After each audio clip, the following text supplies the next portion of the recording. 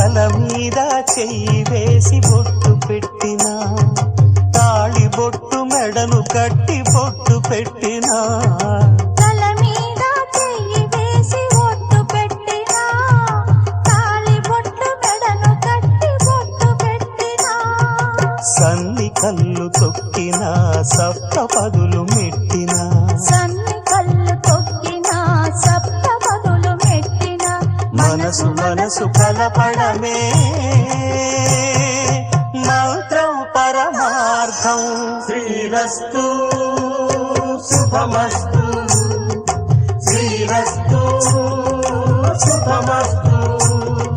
శ్రీకారం చుట్టుకుంది పెళ్లి పుస్తకం, ఇక ఆకారం దాచుతుంది కొత్త జీవితం.